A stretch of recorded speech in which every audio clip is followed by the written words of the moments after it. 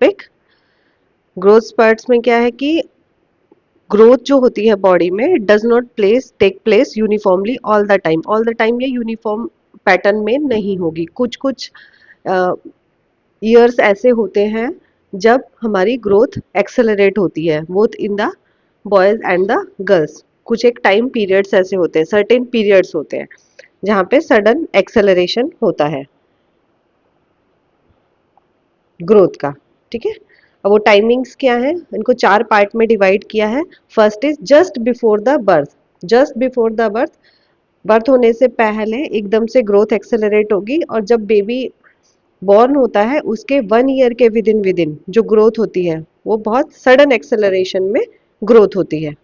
उसके बाद ग्रोथ थोड़ी कम हो जाती है।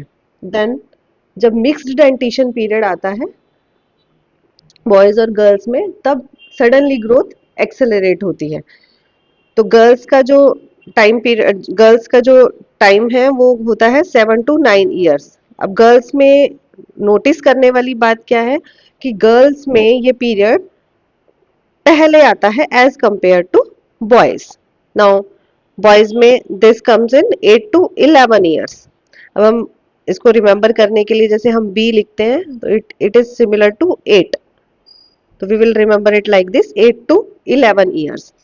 8 to 11 इसमें 1 to 2 ईयर बिफोर हमारा गर्ल्स में हो जाएगा, तो 7 to 9 years. Then comes the pre pubertal growth spurt. Puberty से जस्ट पहले अचानक से ग्रोथ एक्सेलरेट होती है, both in the boys and the girls.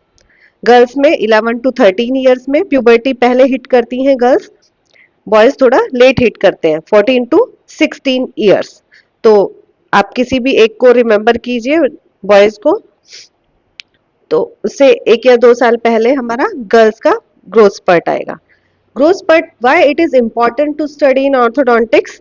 जितने भी फंक्शनल अप्लायंसेस हैं that are growth modification appliances, they are given in growth spurt period only, because at that time the growth is at its peak, so we have to modify the growth. These what these functional appliances do, they modify the growth to modification जो growth का हम करेंगे, they are best done in growth spurt period.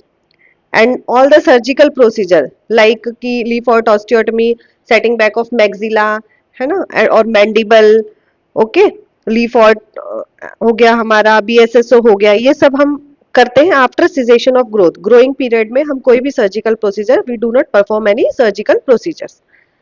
Thank you. You can follow me for more concepts.